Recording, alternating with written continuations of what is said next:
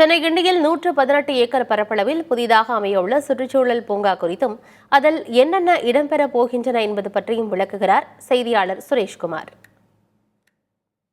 சென்னையில் ஒரு மிகப்பெரிய பரப்பளவில் ஒரு சுற்றுச்சூழல் பூங்கா என்பது கிண்டியில் அமைய இருக்கிறது. நாம் இருக்கக்கூடிய இந்த இடத்தில்தான் சென்னையுடைய ஒரு மிகப்பெரிய சுற்றுச்சூழல் பூங்கா அமைக்கக்கூடிய அந்த வேலைகள் எல்லாம் தொடங்க இருக்கிறது. நாம் இருக்கக்கூடிய இடம் சென்னை கிண்டி தான்.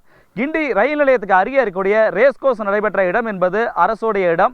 இந்த இடம் குத்தகைக்கு இருந்த நிலையில் குத்தகை காலம் முடிந்த பிறகு அரசு இந்த நிலத்தை கைப்பற்றி இருக்கிறது. இந்த மீட்கப்பட்ட இந்த நிலத்தில் சுற்றுச்சூழல் பூங்கா மிகப்பெரிய அளவில் அமைக்கப்படும் என்று தமிழ்நாடு அரசு அறிவித்தது. இதன்படி இதற்கான வேலைகள் எல்லாம் முதற்கட்டமாக தொடங்கி இருக்கிறது என்றே சொல்ல வேண்டும். அதிலும் குறிப்பாக இங்கு மழைக்காலத்தில் வெள்ள நீரை தேக்கி வைப்பதற்காக நீர்நிலைகள் ஏற்படுத்தப்பட்டிருக்கின்றன. ஒளிப்பதிவாளர் சந்துரு காட்டக்கூடிய காட்சிகள் தெரியும். இந்த குளங்கள் எல்லாம் மிக அதிக அளவில் தண்ணீரை சேமித்து வைக்கக்கூடிய ஒரு இடங்களாக மாற இருக்கிறது.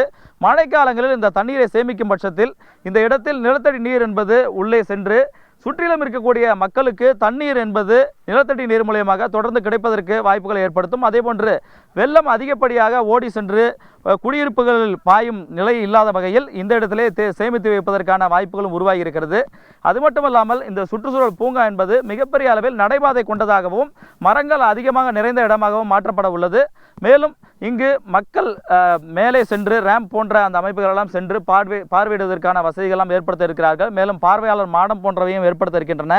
மிக நீண்ட அளவில் சுமார் 2.5 கிலோமீட்டருக்கு மேல் சுற்றளவு கொண்ட இந்த நடைபாதைகள் எல்லாம் ஏற்படுத்தப்பட உள்ளதாக தெரிவிக்கிறார்கள். அதே வேளையில் இதனுடைய முதற்கட்டமாக தற்பொழுது தோட்டக்கலைத்துறை சார்பில் செடிகளுடைய நாற்றுகள் விற்பனை செய்யும் மையம் என்பது தற்போது தொடங்கப்பட்டிருக்கிறது. இங்கு 15 ரூபாய் தொடங்கி 1500 ரூபாய் மதிப்புள்ள செடிகள் எல்லாம் விற்பனைக்கு வைக்கப்பட்டிருக்கின்றன. குறிப்பாக நாம் பார்த்தோம் என்றால் அழகிய மலர்கள் பூக்கக்கூடிய மலர் செடிகளாக இருக்கலாம், ஓங்கி உயர்ந்து வளரக்கூடிய மரங்களுடைய கன்றுகளாக இருக்கலாம், அதே போன்று மருத்துவ குணம் கொண்ட செடிகளாக இருக்கலாம். மேலும் அழகுக்காக வளர்க்கக்கூடிய இந்த குரோட்டன் செடிகள் என 100க்கும் மேற்பட்ட வகையான செடிகள் நாற்றுகள் எல்லாம் விற்பனைக்கு வைக்கப்பட்டிருக்கின்றன.